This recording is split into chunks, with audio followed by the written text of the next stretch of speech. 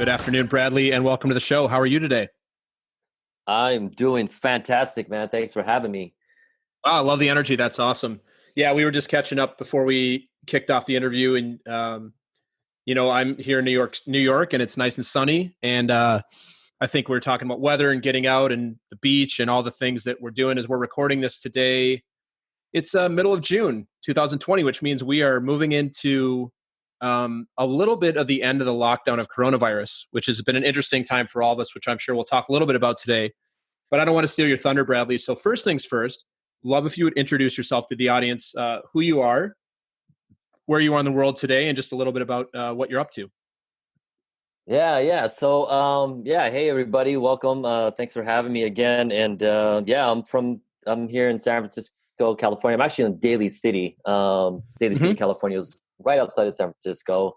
It's kind of like San Francisco, just a lot colder. It's a lot foggier, but So just out here, I'm just really living life, man. I mean, honestly, the coronavirus has kind of got us all stuck at home, and we're all trying to find things to do. But really, my wife and we've just found this way to just enjoy our life, and really, I don't know, man. It's just to enjoy each other's company, and life's short, man. So we just gotta get out there and live it up, right? Yeah, So that's totally. what we're doing right now, man. We're just trying to catch up with people, and a lot of people. There's a lot of uncertainty in the world, and trying to give people hope, and just keep in contact with them. And we're still planning our vacations, and we just got to keep moving the date forward. Yeah, But yeah, we'll get there, man. One day yeah, we'll get there. yeah, exactly. We may be wearing masks when we get there, but we're going to get there for sure. Right, So right. cool, Bradley. Yeah, so one of the traditions on the show is I always like to mention to the audience how you and I know each other. And so we met, it might have been 4 weeks ago now. We have not met in person. We met on a networking event that we were on together, and Yeah. that's how we know each other. So Bradley and I don't really know each other. We've spent a little bit of time on a couple networking events, but there's a bunch of people around. This is our first time having a one-on-one conversation. So as I was expressing to you earlier, I'm super excited to have this conversation with you and get to know you, and uh, hear what you're all about, because as the audience and myself is going to find out later, Bradley's an interesting dude already. Like, the things that you do, I'm so curious about, and I think they're things that are really fun and really things that a lot of us out here a lot of us are interested in, would want to do. So I can't wait to hear more about it. And the other tradition I have on the show is that we like to give each other. I ask my guests to give, and I'll do the same for you, is our first impressions of each other. And since it's my show, you get to go first. So Bradley, what was your first impression of me, if you remember? So let's see. I mean, yeah, the first time we met, I mean, it was just really a face. We didn't really get to talk too much because the Yeah. Zoom that we were on, it was a networking Zoom, and we literally had 15 seconds to kind of answer a question, and really just then 30 seconds to tell about what we do, right? So Yeah.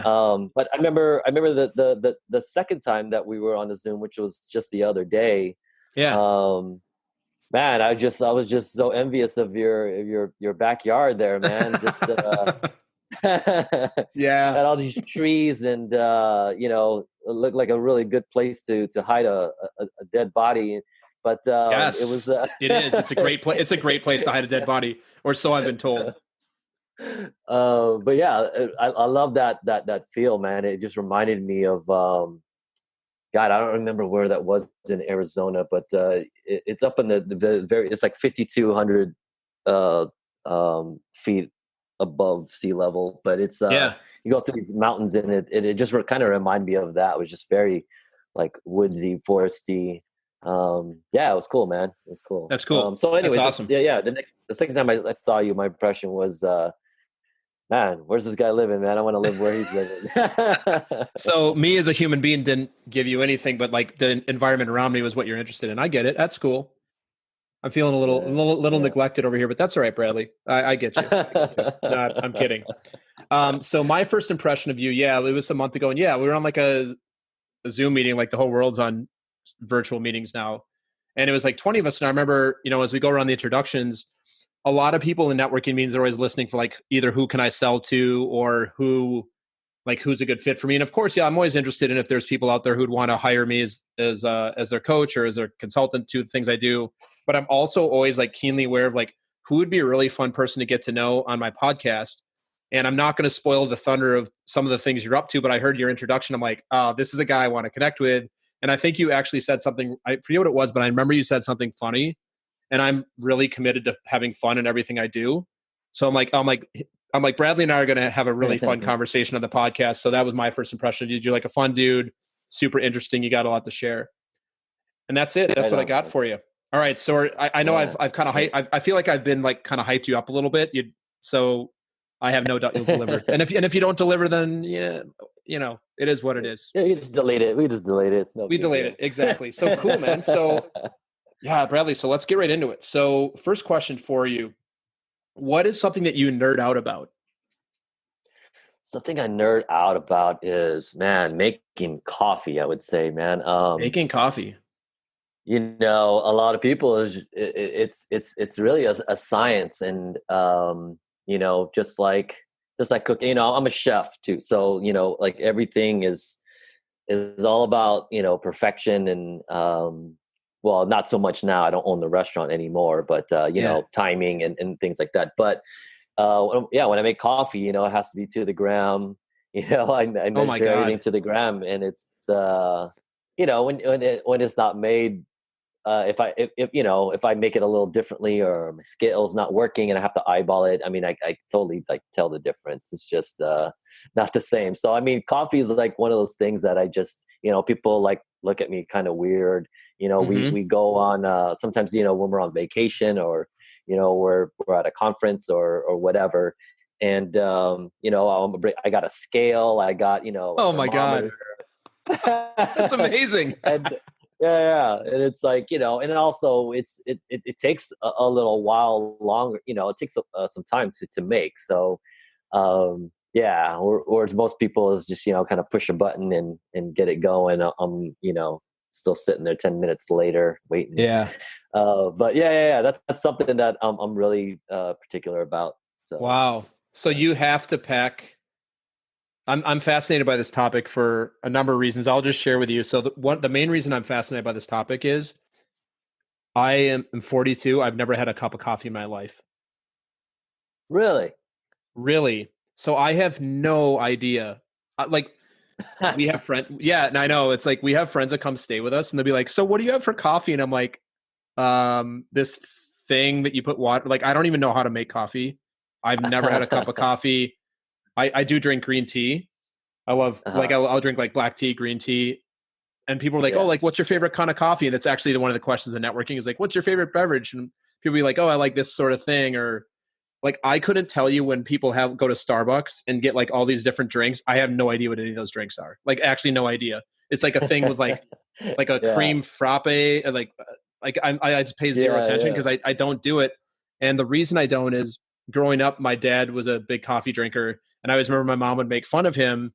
And then also somebody else in my family was a big coffee drinker to the point where they couldn't like function in the morning till they had 2 cups of coffee. And I'm like, I don't ever want to be like that. So I remember when I was like in high school, I kind of decided on purpose not to be a coffee drinker. So I've never had it. But my question is, you kind of answered part of it. So when you travel, you have to have your coffee stuff with you. Like you can't drink hotel coffee, or like you can't go out to Starbucks in the morning. Like you really need to have kind of your own thing going on. I mean, I will if I have to. And it's just, I mean, every major city, I think, has their own, special coffee shop, where specialty coffee shop where, they would make it the way that I like. And I'm always, curious to try different coffees from different regions, and, and just, different coffee shops make, they have their own, it's just like a chef, right? When you eat a burger at different places, it tastes different, right?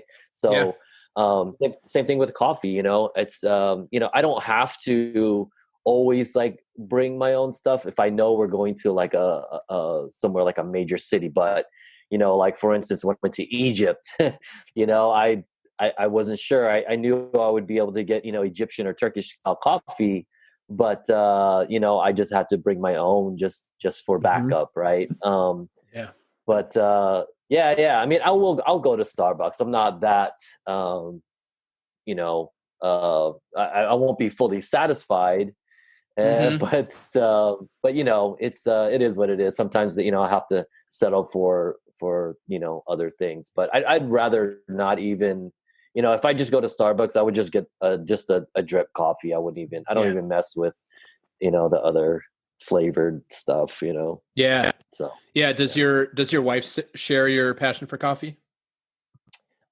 She does, but she always makes me make it. And when she does it, she just kind of does the eyeball button, or the eyeball thing, or she just Yeah. presses the button on the Nespresso machine, or it's she's not as patient, and she doesn't care as as much. You know what I mean? Yeah. So Yeah. yeah, but I'm kind of like that with a lot of things. Like even when I eat, like if I'm eating pancakes, I have to butter like every piece has to be exactly the same. So I'll have Oh to my God. butter every inch of that pancake. And if I have a four stack or a six stack, I'll have to butter every single one exactly the same. And then I'll have to get the syrup on each of them exactly the same as well. What if, So, what if, but oh it's, man, that's amazing. yeah, by the time most people are done, I'm still preparing. So, What if you don't? What if you don't get it the same? What happens? um, I don't know. I just always do. Obviously, if we're in a rush, I can't. Like when I had my restaurant, which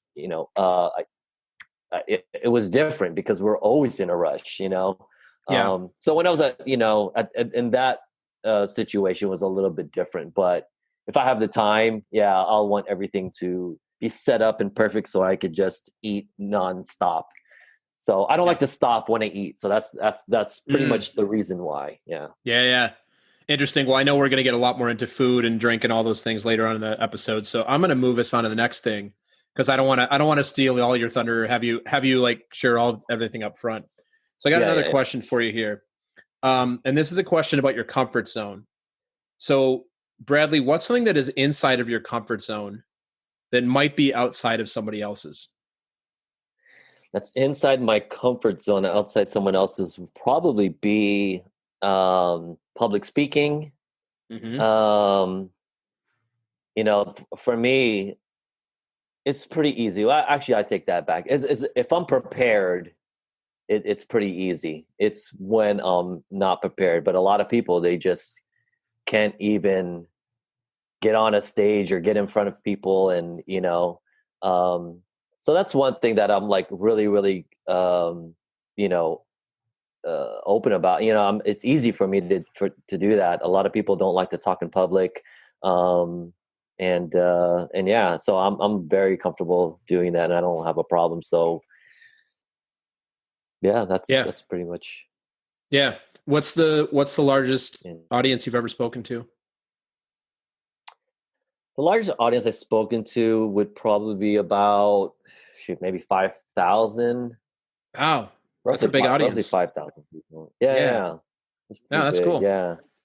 Now I know we're going to talk about this, but you're a comedian, so you do Hmm. shows for like do you also speak on things like food and do you have like travel and the other things you're up to we're going to cover later today? Do you speak on other topics besides standing up and delivering comedy?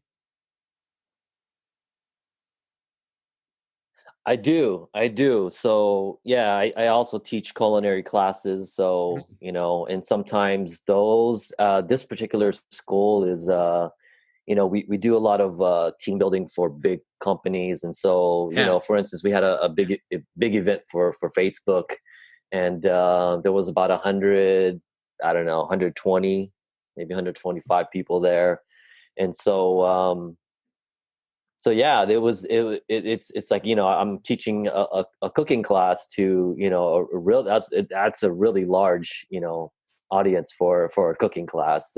That's pretty awesome. um That's yeah, pretty yeah, cool. yeah. So Was it on a stage at like a convention center or something?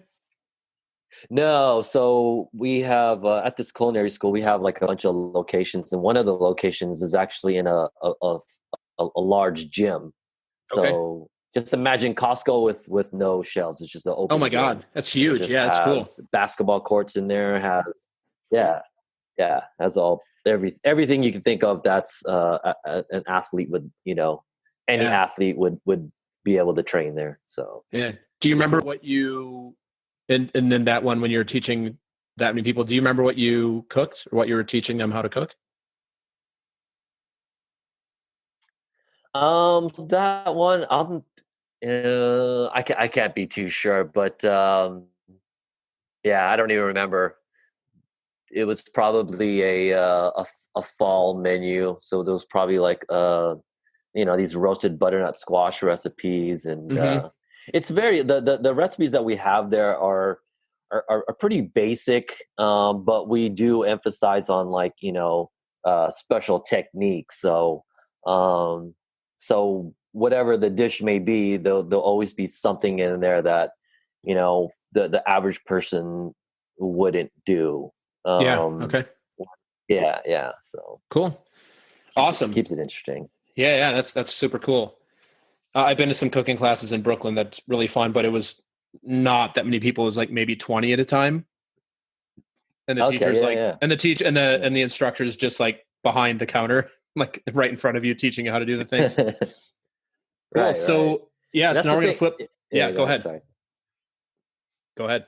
No, I was gonna say that's the thing I like about teaching at the culinary schools, that it's totally opposite of my restaurant, where I had to cook for the customer. Now the customers actually cook for me, as it's hands on, Mm-hmm. and I really don't.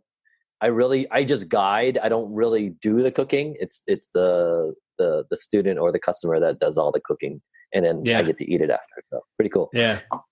That's cool, man. So now the reverse of the question: something that is outside of your comfort zone, that is inside of somebody else's, and I'm gonna remove one thing from your answer, and it's drinking store bought coffee because you've already answered that that's outside your comfort zone. Yeah. So what's something else that's outside your comfort zone that's inside of somebody else's? um, huh. That that's a little hard. I would probably say, approaching people that are slightly ahead of me. Mm, Just being able to have an open conversation, just because you don't want to sound stupid, or you don't want to sound like you can't have a conversation with them just because they're at a different level. But yeah. I find that keep talking to people that are I would guess a little more intimidating. I would rather just avoid it than do Yeah. it. But Yeah. but yeah, Yeah. Yeah. It's funny about what I'm thinking that's funny about that is it's likely that you're that person that other people think is ahead of them. yeah.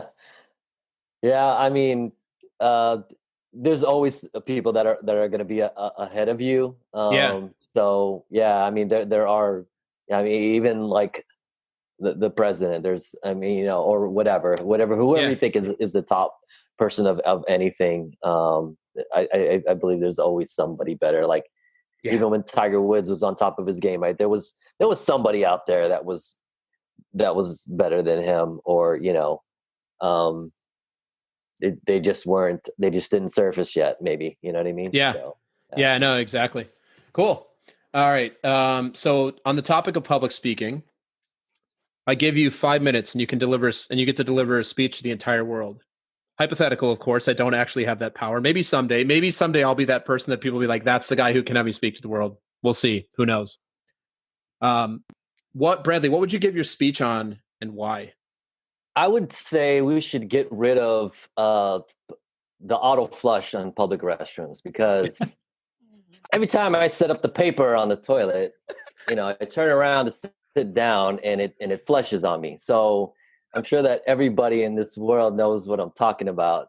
It's so irritating, but that's what I would. That's what I would talk about. So I love that. Some people on the show are like, I talk about, how we should all be authentically ourselves. Some people are like, yours is like, you're actually like a practical problem to solve. I love it. That's amazing. So I'm envisioning this. Would your 5 minutes, would the first 4 minutes be, or like a 3 minutes be like a rant about how stupid it is, and then would you offer a solution at the end? Like, what would 5 minutes on that be? This is hilarious. This is so good. I would actually start that with having the manufacturer punch the whole hole out. I don't understand why they just partially cut the hole out of that gasket that they put on the toilet, right? Like, why do you have to like break those? It always rips. It always does. You can't even get it out of the dispenser properly. And it's just, it's horrible. So I would start with that and move on to, the rest of it there. I don't know. It's, I think that's a big problem in this world. That's so good, Bradley. I'm just going to say it. If that's the thing that you're most concerned with, I want your life. Like, tell me your secret to happiness, because that's awesome. But I've never even thought about it before, but it's actually true. That's really annoying. Because like you go, like I'm thinking, you go to the airport and it's like when they don't have the automated ones, it's like the paper one, you put it down and then the thing flushes, it pulls it down, then you have to get it again. Right, exactly. And then this would have been This is like a modern Seinfeld episode. This is like a total Seinfeld episode. I know, right? Where Kramer, like George's dad, invents some sort of special thing that sticks to the toilet seat instead of flushing, but then it like ends up like screwing up some plumbing system. It's like an ideal Seinfeld. Right. So good. Yeah. That's awesome. All right, I'm glad to see you're out there saving the world one paper gasket at a time. Well, you know what's going to be really, I'm thinking about this. What's going to be really funny is if someday I'm in a toilet and I see some sort of technological improvement, I'm going to text you and be like, was this you? Did you come up with this? Wait, was this, you're on your yacht. You're like, yeah. Do you know how much money this idea was worth? Well, what's funny is that it would you're also going to think about me when you go into some public restrooms, because there's a manufacturer, and the brand is Bradley, and they make like, oh my God, public restroom accessories. This is incredible. Yeah. This is why I love this podcast, because you never actually know what you're going to talk about. It's so perfect. It's amazing. Right. All right. Well, I'll be looking for your if you can expand that to 14 to 18 minutes, you can actually do a TED Talk on it. I think this is something the world definitely needs to hear more about.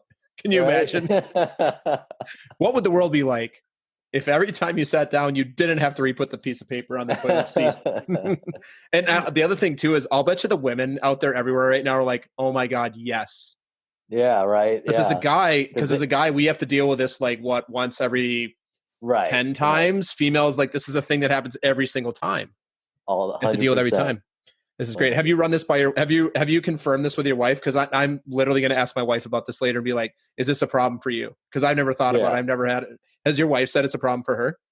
I mean, I think pretty much everybody knows about it. It's something that I also talk about on stage, comedy stuff. So it's, I don't know. I never could seem to run away from it, because every time I go to a public restroom, it's always facing me right there. So I can't stop but always think about it. But I think I think as people listen to this, I'm sure everybody's gonna know what we're talking about. Yeah, no, I love this. It's like great. It's great observational comedy that's like so in your face, and you, as a person like me, I just accept that it is what it is. But it's likely. Yeah. But I think all innovation in the world comes from somebody going like, does this really have to be this way? Right. Like, isn't there a better way? Which there is the better way, right? They've got that mechanical one that's also super weird though, that like, it like spins the plastic thing out, and then when you auto flushes, it also like moves it around. You know what I'm talking about? No, what's that? Oh yeah, it's like a piece of plastic, and it's on a conveyor system. And when you flush the toilet, you stand up. It actually, as it flushes, also moves, so you automatically get a new piece of plastic to sit on. It's not paper; it's plastic, but it's kind of like sitting on Saran wrap. It's really weird. That every now and again you see them at airports, but it's like So maybe so somebody has solved this, but my guess is that thing costs like 10 times what it costs to have like the little, like thing you rip out of the side of the wall. That's a piece of cheap paper. So if you can figure out how to Yeah. do it cheaper, I think you're the man there. You get it. That's Right. awesome, Bradley. Well, that's great. Low So and what we know low. about you so far, we know that you are a coffee connoisseur, you're a chef, you're a comedian, you have a passion for public toilet accessories, or a passion for innovating in that space. And we also know that one of the companies who provides those accessories happens to share your first name. So Yeah. this is the part of the show where you get to share, where I ask you to share your journey to today, and then what you're up to today. So, love to hear about how you got into comedy. You mentioned you have a restaurant. Anything that you'd like to share with the audience that you think would be interesting? We'd love to hear it. Oh, cool, cool. So I guess I don't know how far back you want to go. I mean, we can go all the way back to, me growing up as a really skinny kid. Yeah. Wasn't Where did you grow really up? good at any here in Daly City. Oh, okay. Yeah, yeah. I was born in San Francisco, and then we moved to Daly City, and I pretty much had all my elementary, high school, middle school, all here in Daly City, and yeah, I was always that skinny kid, man. That Hmm. wasn't very good at sports, and we used to play kickball, and I used to want to get like steel toe shoes, because I thought that I'd be able to kick the ball farther, and Yeah.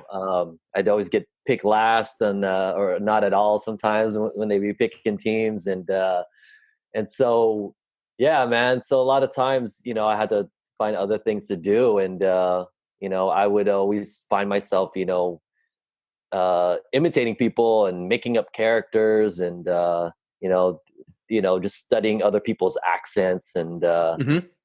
stuff like that. And that's kind of like where like later on down the line when I started doing stand-up comedy. That's where a lot of that comes from. But anyhow, yeah, was in the whole DJ scene out here. I don't know if Cool. you ever there's a book out here about the DJ scene in Daly City, how it kind of just like No, blew up. And yeah, there's a you're book part of on it. that.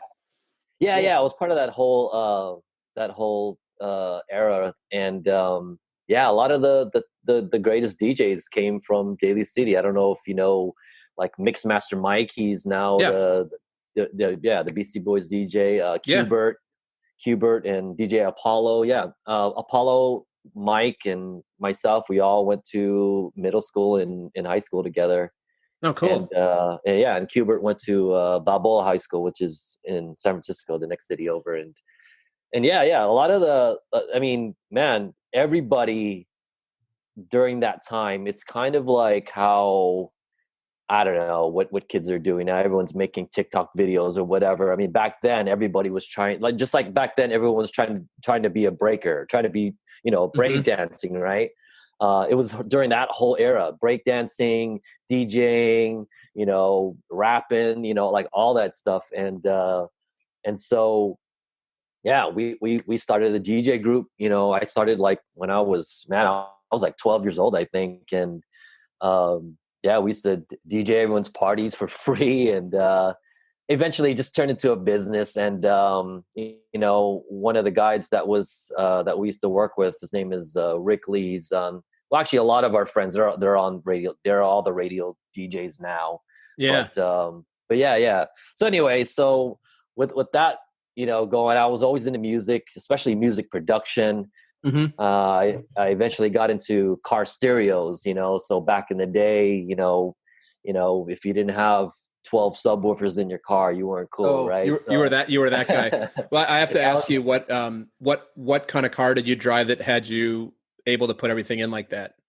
so my first car was a pickup truck, a Toyota truck. And Nice. so it was lowered, I had the 15-inch rims with the 50 series tires, and the loud exhaust, and I had 415s and 812s in there. And it was my whole bed. The whole bed of my truck was Yeah, it's just amazing.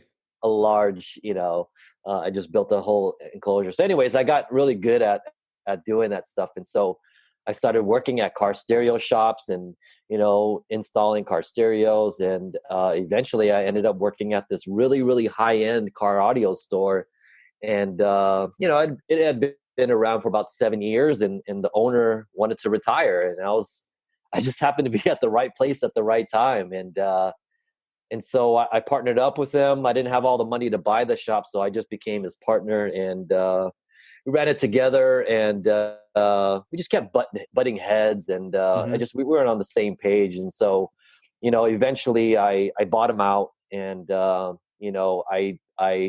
wanted to do more. I just knew that car stereos were cool, but there was other things in the accessory world of the aftermarket world of cars. Just rims, tires, body kits, window tinting, clear bras. Just things like that. And so after I bought them out, I expanded and started getting into that. And I just grew that business, by almost 600%. It was took me a couple years, but and I got it to pretty much run on its own. And Nice.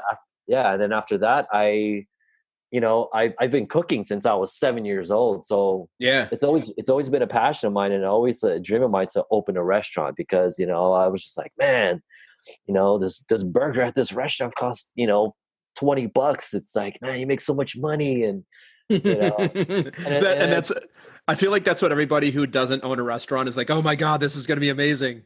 And then right, you own a right, restaurant and you're like, oh wait, yeah.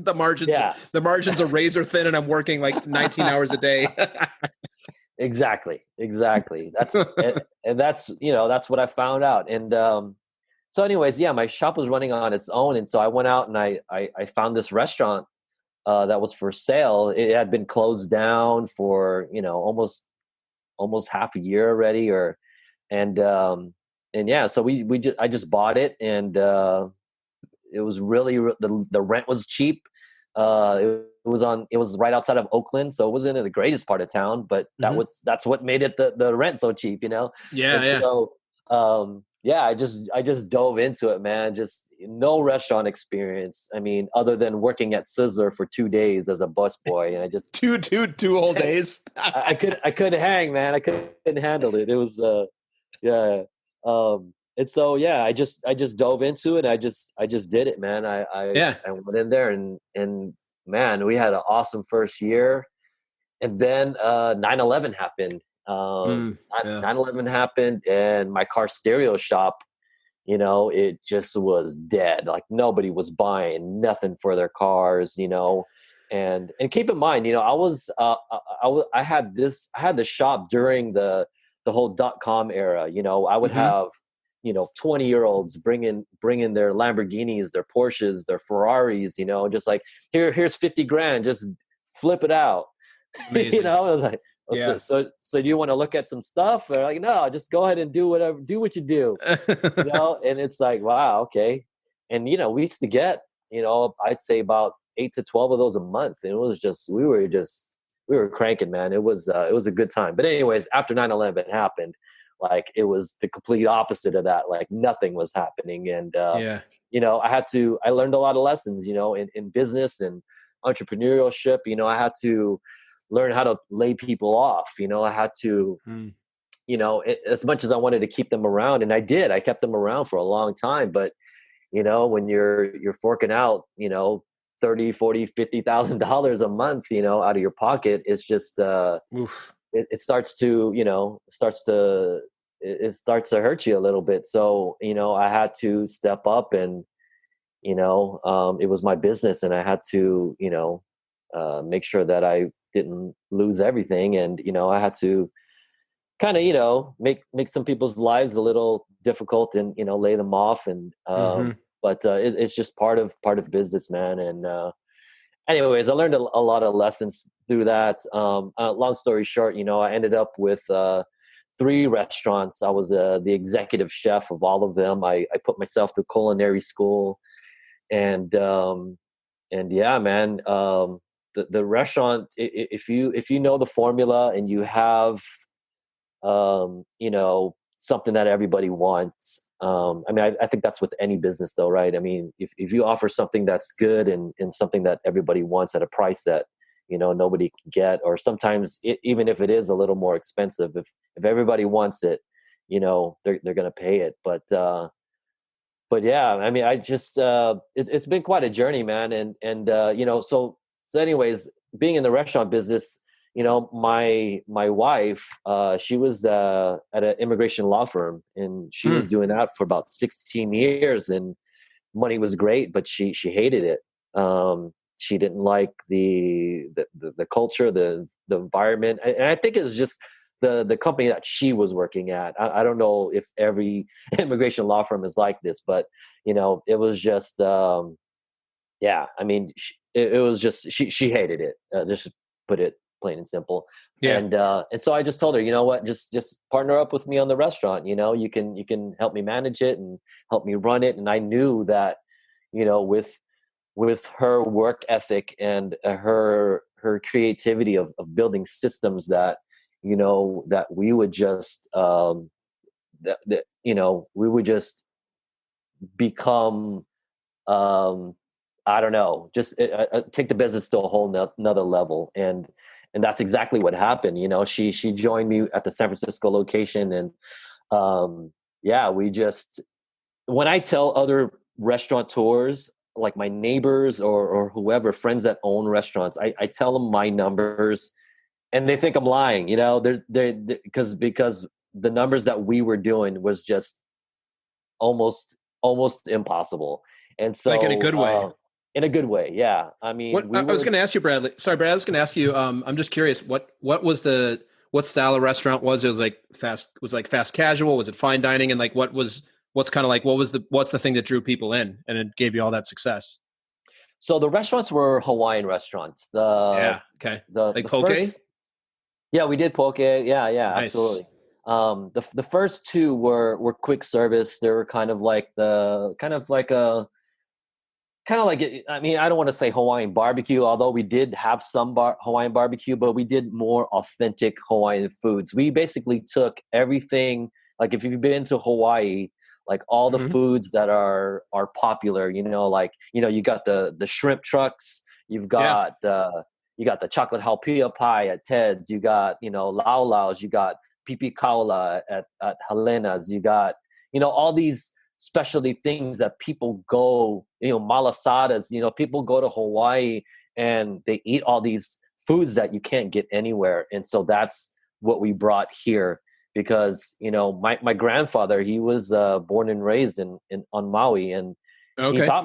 he taught me how to pretty much make everything. And all the restaurants that were here in the mainland, it wasn't like Hawaii. There might have been two Hawaiian restaurants that served like authentic Hawaiian food. Everything else was Hmm. just like this Hawaiian barbecue, which is kind of like the McDonald's of Hawaii. You know what I mean? It's Yeah. like Yeah.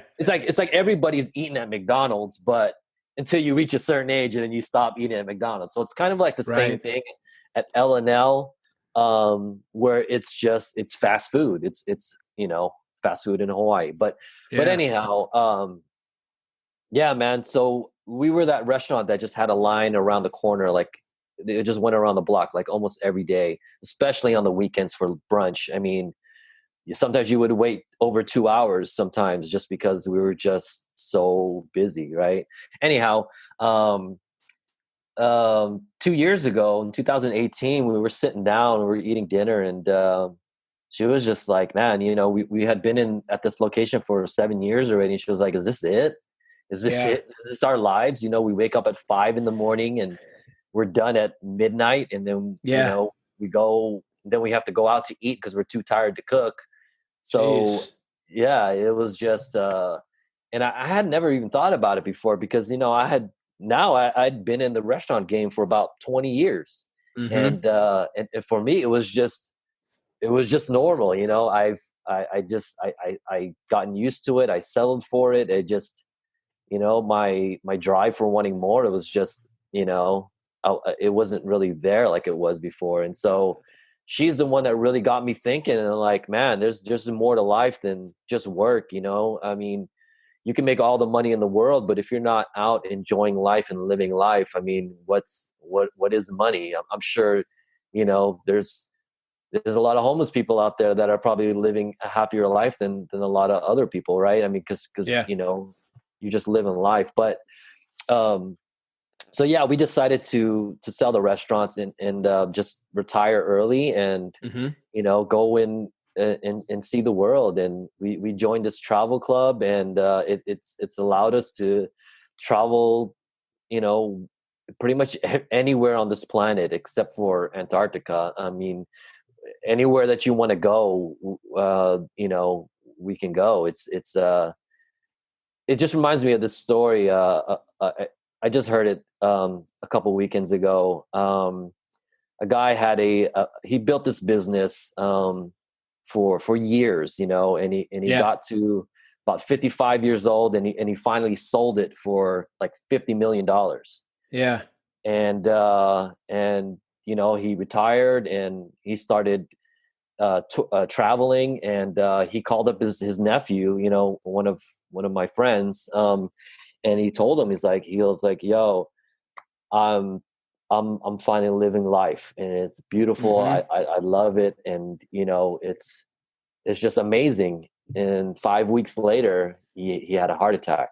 Oh. He died.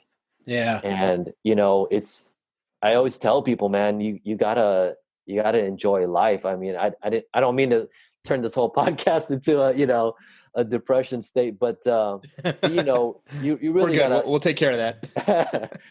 I mean, you really gotta live life. You got one life, and it's short, man. I mean, I just turned 50, and my life is more than halfway done, and I've only been to a handful of countries. I haven't even been that many places yet. And that's why I love this travel club, because, for the 16 months I've been in this thing, I've been on 15 trips, and I've been to Awesome. to Egypt, the Philippines, Paris, and Belgium, and, and we're just getting started. You know what I mean? We just started a couple years ago, and man, there's so many other places that we want to go to. And this pandemic just kind of put us on hold for a little bit. I always joke around and say our new occupation is vacation. That's our new job. Amazing. And so we're on work furlough now, but things are starting to open up. So we're going to be, getting on that plane pretty soon, and started exploring more and seeing all these different cultures. And, for myself as a chef, that's something that's really brought joy to my life, is just being able to go to different countries and try their food. I'll give you an example. Like when I was in Egypt, I had falafels there, and the falafels in Egypt they're just a little different because they're made out of fava beans instead of chickpeas, and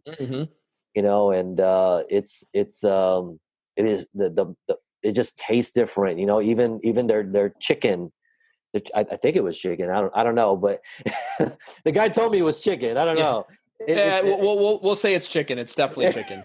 Yeah, it's a pretty bony chicken. I don't know. Some extra bones on there. I don't know. Yeah. But the food is just different in different parts of the country, and just being able to taste where things like originated from and where they came from, and the ingredients that are grown there versus that are grown here, or grown there frozen and then brought here, right? So for myself, that's what I love about this the most, is that I'm able to, live and do things that I'm passionate about. You know what I mean? Because it's all about amazing.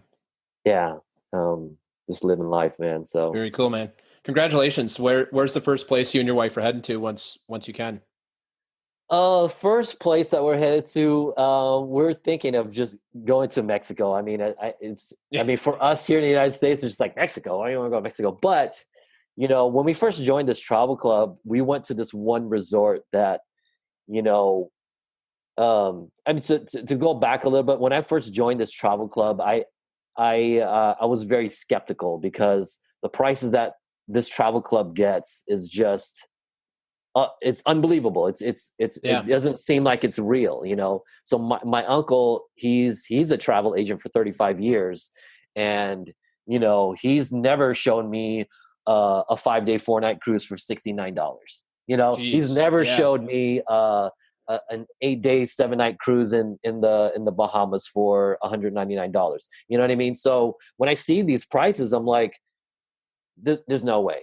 Yeah. Dubai 650. I mean, no way. Like, how is this real? So anyways, my first trip with this travel club was at this resort at in Playa del Carmen, Hmm. and it just blew me away because I had never been on a vacation. Like, if anybody out there listening, if you guys have never been a part of a travel club, get in a travel club, man, because it's just you get treated differently.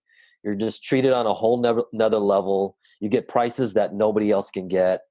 Um, it's just a life. It changes your life. I've never vacationed like that before in my life. And anyways, Yeah. that was our first place that we went. It was our reality trip. I mean, it was a Yeah. trip that we took to prove to ourselves that this thing was real. And again, yeah, we were just blown away. We loved that. We love that property. It's amazing. The chefs that they fly in from all over the world to that resort is amazing. And yeah, we just had a good time. So that is like the first place that we're going to, and it's also a place that's working with our travel club. And we have like it's a 4-day 3-night for $250. I mean, it's all you can Wow. eat, all you can drink. It's top shelf alcohol. Also, it's not just the crappy watered down stuff. It's Yeah. everything. And so yeah, so that's probably the first place that we're going. I mean, we kind of already had that place booked. We just keep moving it forward. And actually, other people in the travel club, they actually are there right now as we speak. Wow. Okay. But my wife and I, we watch her mom, my mother-in-law, and Hmm. they're a little bit older, so we just don't want Yeah. to take that risk yet until we get Yeah. a little more Yeah. certainty. So That's awesome, man. Well, thanks yeah. for sharing all that. That's a cool journey. And I'm not going to lie, I'm really hungry from hearing you describe your restaurant or your former restaurant. Yeah, Sounds yeah. great. Cool. So now, um, this is the time we're going to do a little Jason AMA. Or Bradley, you get to ask me anything you want to know about me, what I believe in. Like I'll share with you my opinions on things or anything that you're curious about with me, and hopefully Okay. you're curious about something. So yeah, you can ask me anything. So the mic is yours, my friend. Yeah, yeah. So when did you start this podcast, and what made you start it? Yeah. Oh, I love this question. So I started this podcast. So I officially launched in January of 2020. Okay. 2020. I launched like January 6th, I believe. So I started this podcast because growing up, like you mentioned when you were little, you loved cooking and you ended up Hmm. becoming a chef. Yeah. When I was little, I always had, like it's like when you're in like junior high and high school, like it's if you could do anything, what would it be? And so my number one was professional tennis player, followed by a professional hockey player. And if I Okay. couldn't do those two things, I was like, I want to be a talk show host. And I didn't, and I like, I was actually in high school when Johnny Carson handed it over to Jay Leno. I'm a little Mm. bit younger than you, not that much younger, but so like that was like, I'm like, oh, it'd be so fun to like interview interesting people and like just like learn about people because I'm just a complete extrovert. I love people. I love spending time. I'm very curious about people, what makes them tick, like what like what their lives have been about. So in October of last year, I was talking to my coach about this, and I was like, I have this thing that I want to do, and that I've wanted to do for the last year or so, but I've never really gotten around to it. He's like, "What's that?" I'm like, oh, "I want to do a podcast," and he's like, "What do you want your podcast to be?" I'm like, "I don't know. I have no idea." I'm like, "I think I want to interview people." He's like, "Oh, who do you want to interview?" I'm like, "I don't know." And then and then he's like, "Well, what do you want to ask him about?" I'm like, "I don't know." He's like, "Oh, what do you got to call it?" I'm like, "I don't know." So yeah, it was really funny, Bradley. So in in late October of 2019, I came up with some questions and I started interviewing people like without really knowing anything. Like I got myself a microphone, got the software to do it. Like not really like I'm going to release this, but I didn't really know what it was. Didn't know what it was called. Didn't know what my marketing was going to look like or anything like that. Mhm. And and then one of my guests, Krista Rizzo, who is I think I want to say episode number either 7 or 11. So Krista, if you're listening to this, you can hop on and correct me sometime.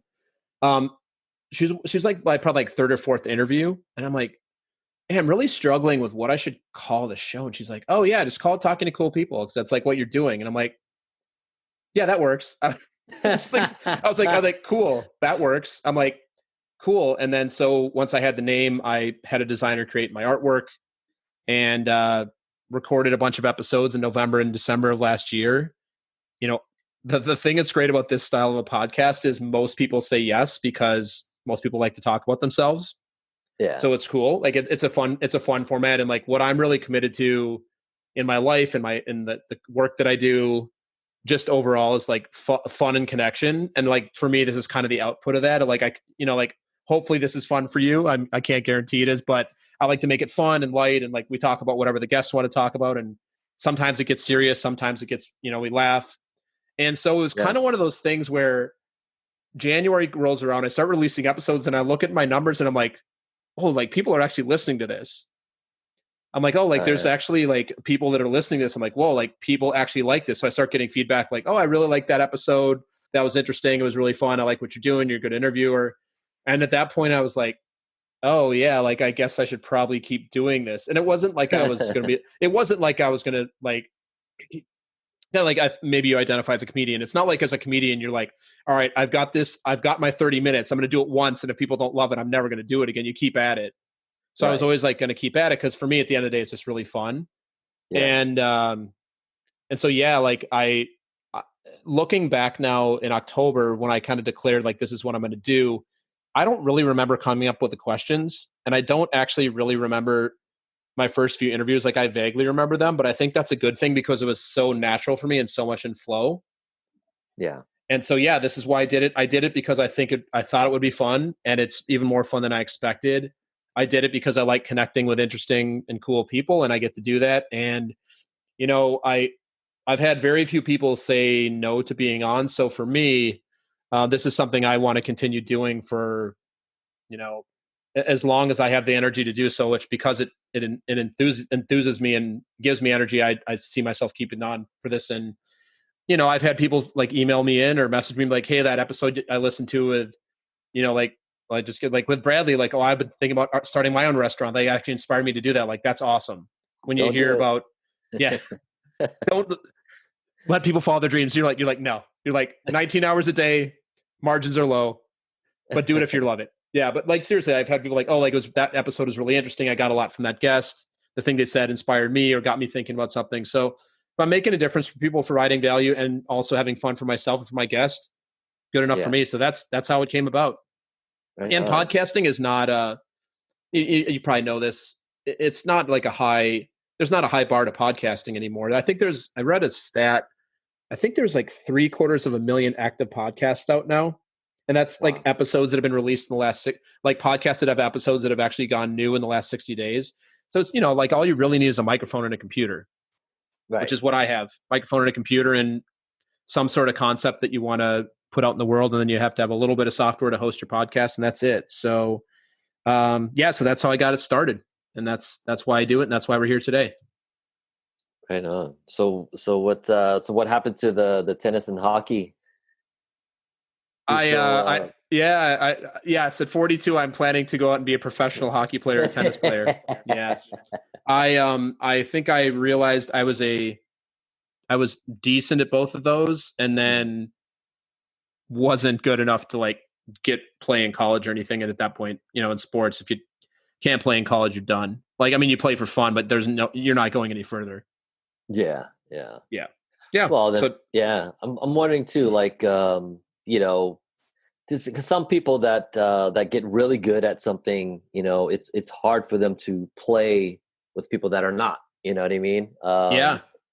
And I mean, do you ever get like that with like I don't know? I'm sure that you're pretty good at maybe tennis or hockey, and I'm sure you've played with people that are not as good as you. Yes. And I mean, how did I'm laughing because I've traded in my skates and my tennis racket for cornhole. The game cornhole. What's that? It's I don't know what they call it in California. It's a big so I'm originally from Minnesota. It's a big Midwestern game. You have a 2x4. You have a 2x4 board, and you throw beanbags onto it, and there's a hole in the middle. Oh yeah. Okay. Corn. You might call it. I don't know if you call it something different in California, but it's a big like tailgating game in the Midwest. And Okay. so I'm pretty darn good at cornhole. So like that's my new domination thing I, where I, yeah, like there's only one person I know that can consistently beat me in cornhole, and he knows if he listens to this, he knows who he is. And I hate when you beat me every single time. But that's my new domination because I'm also extremely competitive. yeah. So yeah, so that's Cornhole. traded in my skates and my racket for corn bags and 2x4 piece of plywood with a hole in the end of it. I always thought that game was just throw a beanbag on a failed skateboard ramp or something like that. I never knew what It does look like it. Well, so the funny thing is, cornhole. It's like a drink. It's a drinking game, right? You drink some beers, play some cornhole. You're at the game. You do it on your patio. You do it in the yard. And it was like 6 months ago. ESPN had like the cornhole championships. I'm like, is this what it's really come to? That we have like, it's not like riveting. It's really fun to play. It's not a riveting sport to watch. It's like usually two dudes, but the women play it too. But like two people on a side throwing beanbags 24 or 27 feet into another, like you said, a failed skateboarding thing with a hole in it, and hope you slide the cornhole bag into the hole. Yeah, that's like basically what it is. Yeah. That's funny. That might be a step down from bowling. I don't know. So. I don't actually love bowling. I love cornhole, but it's also very accessible. Like if you have a yard or you have patio space, you just go like do it. Yeah. So for those who are listening and who are interested in cornhole, I'll send you my affiliate link to Amazon. I can make a little money off everybody buying cornhole sets now. I'm going to be a cornhole influencer. Right on. No, it's funny. The thing with cornhole too is like the thing with cornhole is a lot of people will get sets with like their favorite sports teams on them. So I'll bet you if you went to a Niners game, you would probably see a Niners cornhole set somewhere in the parking lot if tailgating's allowed there. Yeah, you're right. Yeah, you probably see it. It's a fun question. I appreciate you asking me. So I've got a few more questions for you if you've got a little bit more time for me. Yeah. Go ahead. Awesome. So Bradley, what are you passionate about? And you've been sharing a lot about that, but yeah, what specifically pops into your head when I ask you what you're passionate about? Cooking is in food. That's one thing. But also, really like helping other people with, whatever I can help them with. I mean, whether it be, a friend of mine that wants to own a restaurant, I'll do some consulting for him, or, I'll give him some advice, or, I'll give him the formula that, makes a successful restaurant. Or hiring somebody at whatever business that I had, any way I can help somebody, if I'm able to, that really, I like doing that for people. And really, yeah, I mean, just, man, it's, I love making things. So my grandfather was a carpenter, and, when I was young, he kept all of his tools, table saw and drill press, like all these big tools, like at my mom's house. And I used to always play with them all the time, and I would just make stuff. And I was the type of kid that used to take things apart. I would take apart, a clock radio, or, a boom box, or, something. I would take it apart and then, look at everything and put it all back together. Or I would try to modify it or whatever. So, and that's, I think, where like cooking comes in as well. 'Cause I like taking nothing and turning it into something. So that's always been a passion of mine, just putting things together, remote control cars, I like building those things. I like, me too. Yeah. And so just building something that was, just once a bunch of pieces or nothing, and just creating something out of it. That's really, that's something I can just do forever, It's, yeah. Well, it's kind of what you do in comedy, right? You just take a bunch of disparate pieces of information Yeah. and observations and create some sort of theme or flow through it. I mean, so Right. it sounds like the things that you've done for a career, and then the things that you're um yeah, and then the things that you're doing for fun or, getting paid for is like right in line with what you actually enjoy doing, which is an enviable place to be because that's not where everybody is at in life for sure. Yeah. And I truly, I'm a firm believer of that, man. You got to do whatever's going to make you happy, whatever's going to make you happy. I mean, if it's if being a fireman, being a UPS driver, I mean, working at a restaurant, I mean, whatever it is, I mean, just be happy what you're doing because that's part of living life, right? I mean, if you got to Yeah. be happy with what you're doing and be passionate about it, otherwise you're just wasting time because you'll never get back today. You know what I mean? Yeah, It's totally. yeah. So I feel too, you and I are like, so Bradley, what's the thing you're most proud of? The thing that I'm most proud of is I would Your coffee skills. I would say that it was my San Francisco restaurant. Hmm. And it's mainly because, my wife, who is also, my partner in life, my best friend, and it's something that we were able to build from scratch together. You know what I mean? And it's something. It's not only like an accomplishment for me. I think it was like also for her. It was also one of her first accomplishments outside of either school or working at the law firm, right? And this is Hmm. something that we did together. We can look at it and like, man, we built this. Like all the Yeah. people, when we look at the people we look at pictures of all these people in the restaurant. We have pictures of like when there's like hundreds of people just outside of our restaurant just waiting to get in, and we just look at that and like, man, we did that. You know what I mean? Yeah. It's And amazing. yeah, I think that um is would probably, I mean, even though I was like my car stereo shop, I started out, I quadrupled the sales in that thing, and but this is something that I did with my wife, so Yeah. it's just a different feeling. Yeah. That's very Yeah. cool.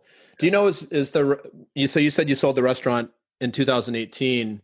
Hmm. Is it still is it still there under the same format or is it something different now? It's something different. So here's the funny thing is that the people that bought it from me, they bought the name, they bought, I mean, even the phone number. The name of the restaurant was called Grinds, right? And in Hmm. Hawaiian slang, Grinds means like, like when you say, "Hey, let's go grind," right? That means like, let's Yeah. go eat or whatever. Let's go Yeah. grub or food or whatever you want to call it. And so, even the phone number was like, 221 grinds or something like that. Oh, yeah. And The then, vanity number. That's awesome. yeah. The website, the menus, the recipes, like everything. They paid for everything, and the only thing they kept was my pancake and waffle recipe. Mm. That's it. And it's I don't know. It was like, okay, well, I mean, do what you want to do. I mean, some people have bigger egos, you know what I mean? Yeah. Rather, and sometimes, in business, and especially in a restaurant, it's not about like what you like and what you want to cook. You really need to cater to what area you're in and what's missing, right? Yeah. Because that's what's gonna bring you success. I mean, yeah, I mean, if you want to cook what you like and what you're good at and or whatever, find a place that's missing that and open it there. But don't think that you could just take whatever you got and just you put it anywhere. You build a they'll come attitude, right? Because Yeah. it's not going to be. So the people that bought it from us, I mean, their egos were just were too big, and they just Hmm. couldn't humble themselves and realize that this area is not what they expected. So anyways, Yeah. needless to say, they were not doing very well. And I used to get people, calling me all the time and saying like, "Hey, these guys they're never open and this and that." And So I don't know. But anyhow, all three restaurants, people bought the concept, they bought the menu, they bought the recipes. But the one in San Francisco, they just didn't keep it the same. But the Yeah. other ones did. They didn't last very long, and I think it's because most people were thinking like how I thought in the beginning. It's like, oh man, opening a restaurant is so easy, like you know, Yeah. um, yeah. And then they soon find out it's not. So Gotcha. yeah. All right. Next question for you. Hmm. What's something that you're afraid might actually be true about you? Something that actually might be true about me. That you're afraid might actually be true about you. I'm afraid That, and I've might I've be. got something for you. I'm going to caveat this one that you may actually have to deal with those paper toilet things the rest of your life. Might actually be true about you. It's possible. It's possible. All right. So what's your general philosophy on life? General philosophy of life Yeah. is really, man, um, find things that are going to bring you joy, and do it. Live life to the fullest, and do things that you're passionate about, man. Just um, you know, don't settle. And a lot of things is that happens in people's lives is that fear is the main thing that's going to hold them back from doing what they truly want to do, Hmm. whether it be business or pursuing being a football player or whatever. It's fear of failing. And I was every 5 year old, I read this recently, but every 5 year old, they don't, there's a thing called FUD, right? Fear, Yeah. uncertainty.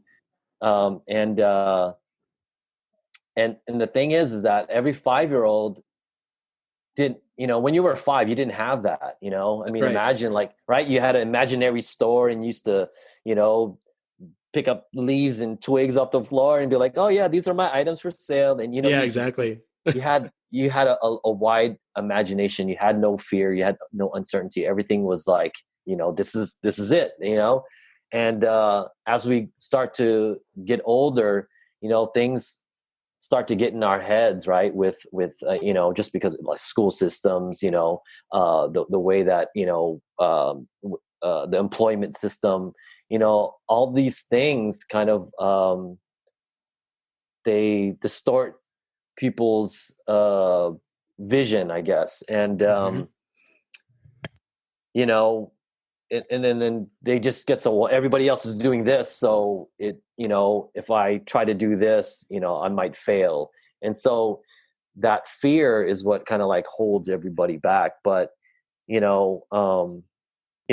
just find yourself, and really try to figure out like what's going to make you happy and what's going to bring you joy, and just do it, man. Because, like I said, it's like life is too short. Just like that story I told you about that guy who just, Yeah. he just passed away after he just started living, man. And that's, Yeah. Sucks. yeah. So, Nice, Bradley. Well, I want to thank you for being on today. We're going to start to wrap up here. I have one last request of you, mhm. and that's that you leave us, you and I, the audience, with some words of Bradley wisdom. And these words should fit on a post it note. So, what would you like the audience to, what words do you have to inspire the audience that you want to leave us with today? um, Live life to the fullest. I mean, I keep saying that, but I, Yeah. I really, I really believe that, because when you do that, I mean, you're just, you'll automatically be joyful, just because you're living life. You're doing what you want to do. There's a little documentary on Netflix. I think it's called Magnify. Mm. I think it's called Magnify. I forgot what it's called, but it's about all these extreme sports people, um, and I'm talking like those people that go to Portugal, to surf those 90-foot Oh, yeah. waves, It's right? Yeah, crazy. like, This stuff's crazy. and they all know that they could die. You know what I mean? Yeah. But when they're out there doing that, they're not even thinking that. That's not even crossing their mind at all. and they're all just like living life to the fullest, and just, even skydivers, you know what I mean? They're just living life, man. So whatever is gonna make you happy, and make you you know what I mean, 100% you, just go out there and do it, man. Yeah. Because Awesome. you don't want to, you don't want to regret anything like later in life, Mm-hmm. right? Nobody's out there going like, man, if I could have just worked 40 more hours at that office. You Right. know At what I that, at mean? that job that I don't like for that mediocre salary that doesn't really help me that much. Right. It's always, Yeah. man, I should have went on that trip to Zambia or Australia or China or whatever. You know what I mean? I should have, asked that girl out. I should have. And really, man, um, you just gotta go for it, man. Don't Yeah. get that fear out of your head, and, um, live life to the fullest, for Yeah. sure. Well, thanks so much for being on, Bradley. And I wish you and your wife the best as you start to get back on the road and do your travels. And yeah, I'm sure we'll be connecting soon. Again, it was an absolute pleasure to have you on today, get to know you, and thanks for bringing all the things you brought. Thanks for giving that delicious food to people for so many years, and all those back in the day, giving those cars and trucks the bumping on the road, and the Yeah, music yeah. you've been doing. And I have no doubt that you'll be creating all sorts of new things you can't even envision yet here as you move forward into the future. Yeah, definitely, man. Definitely. Well, cool. I appreciate you having me on here, man. It was a great time. Yeah, it was my Loved it. pleasure, Bradley. Thanks so much. All right, Jason.